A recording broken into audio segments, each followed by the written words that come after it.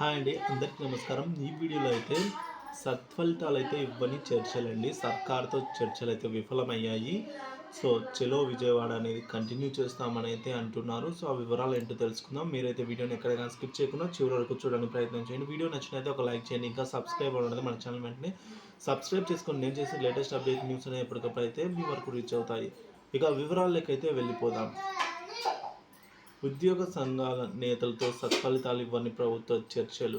PRC బకాయిలు 14,800 కోట్లు ఇవ్వాలి. ఏపీ ఐకాస అమరావతి చైర్మన్ అయితే అంటున్నారు. ఐఆర్ మధ్యంతర వృత్తి ప్రకటనకు ప్రభుత్వం తిలోదాకాలు అయితే ఇచ్చింది అని అంటున్నారండి బొప్పరాజు గారు. 12వ పీఆర్సీని జూలై 31 లోపే సెటిల్ చేస్తామన్న మంత్రులు కమిటీ ఈ విధంగా చెబుతోంది అని అన్నారు. అడిషనల్ క్వాంటమ్ ఆఫ్ పెన్షన్పై త్వరలోనే స్పష్టత ఇస్తామని అన్నారు. ఇక మా డిమాండ్లపై ప్రభుత్వం ఎలాంటి నిర్ణయం తీసుకోలేమని చెప్పింది అని కూడా అన్నారండి బొప్పరాజు గారు. 10,000 మంది రెగ్యులర్ చేస్తామని అయితే అంటున్నారండి. ఎవరైతే కాంట్రాక్ట్ బేస్ ఉద్యోగులు ఉన్నారో వాళ్ళని ఆల్రెడీ 1,300 మందిని చేసేసామని కూడా అంటున్నారండి. మెడికల్ డిపార్ట్మెంట్కి సంబంధించిన 1,300 మందిని మేమైతే రెగ్యులరైజ్ చేసేసాము.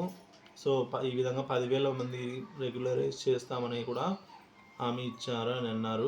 ఇంకా ఉద్యమం కొనసాగించాలని నిర్ణయించామని బండి శ్రీనివాసరావు అంటున్నారు. జీవోలు ఇచ్చే వరకు పోరాటం కొనసాగుతుంది. మధ్యంతర భృతి ఇవ్వడం మా ప్రభుత్వం విధానం కాదు. పీఆర్సీ ఆలస్యమైతేనే మధ్యంతర భృతి ఇస్తారు.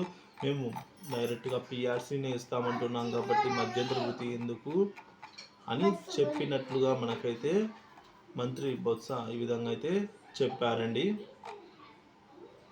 సో ఇది ఇలా ఉండగా బండి శ్రీనివాసరావు గారు అయితే ఉద్యమాన్ని కంటిన్యూ చేస్తాము, చలో విజయవాడకి అయితే ఉంటుంది ఉద్యమం అయితే పిలుపునిచ్చారు. సో దీనిపైన మీ అభిప్రాయాన్ని అయితే కామెంట్ రూపంలో అయితే తెలియజేయగలరు. Thank you for watching this video.